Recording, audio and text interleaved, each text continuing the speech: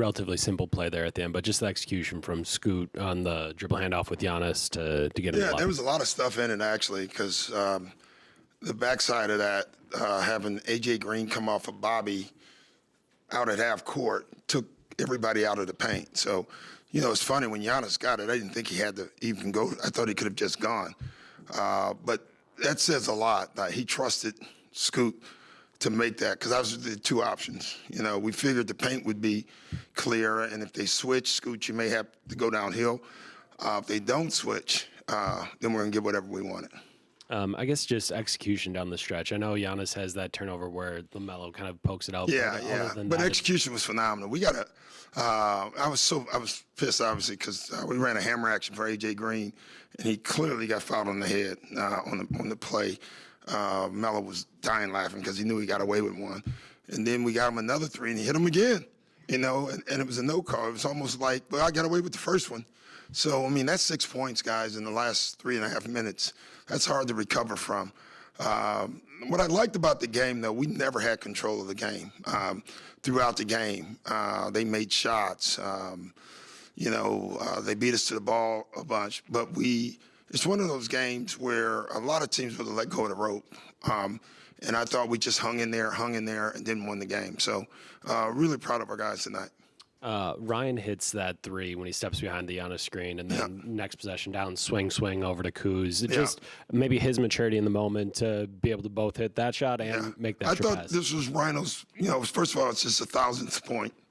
But I thought it was his best playmaking game of the year, So and that's all we talked about over the last 2 days is next pass. We have a video that we show that everybody misses everybody. It just happens in the game if you collect enough of them. So get over it and just keep playing. I thought our guys really did a good job of that. Not the best shooting game for Scoot, but he had that assist in the last second there. What's that say about him? What I told him after the game, and this is a big step for him that he has to take. He hasn't taken it yet. He lives into the last play too much. And, I told him in front of everyone there, I don't know anything. If I do know this, anything that's happened already, you can't do anything about. Only thing you can affect is what's about to happen. And I thought Scoot caught himself and made the biggest play of the game. And so that's tremendous growth for him and good for him. Bobby's hot shooting in recent weeks, and with a couple big ones in the fourth quarter. How big has that been for this team? It's been huge. That unit. I look at the plus minus, man, and tonight, Giannis was a plus 21. Other than that, Ryan was a plus 12. But any baskets by our guys, I don't know, we shooting 41% at halftime. 42, we ended up 50, almost 52. So we had to shoot close to 60% in the second half. And I can't wait to watch it because I think a lot of it came with extra passes. Just a game you need like this going down to the wire. Steve, are you sick or something? I was, yeah. Okay, just wonder.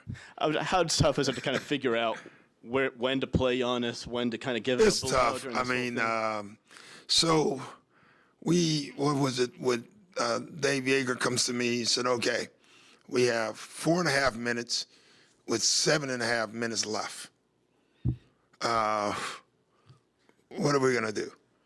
And, the first thing I thought is, okay, let's get them out, and I can call a timeout. I took a huge gamble. If we don't get that offensive rebound for me to call a timeout, it would have been hairy, to get them back in. But I took that gamble because we needed to get it down to 3. And it just worked out that we got the rebound and we were able to put them back in. That was a godsend, that rebound. I think it was Bobby Kuz. That was huge.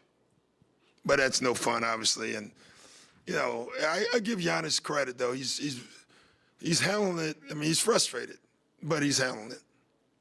Giannis, Ryan, and KPJ looked like a real big three tonight. Far from the first time, obviously, but can you talk about how they've built that chemistry, like behind the scenes and on the court? We just got to keep building it and keep getting better. I mean, Ryan is just playing. He plays off of Giannis, I think, right now better than anyone on our team. Ryan does. And then Scoot just gives Giannis a chance to get off the ball. So all three have been really good. You mentioned some of the minutes without Giannis. The end of that first quarter, I think it's 18-5. They close out. Yeah. Looked like some missed defensive Assignments.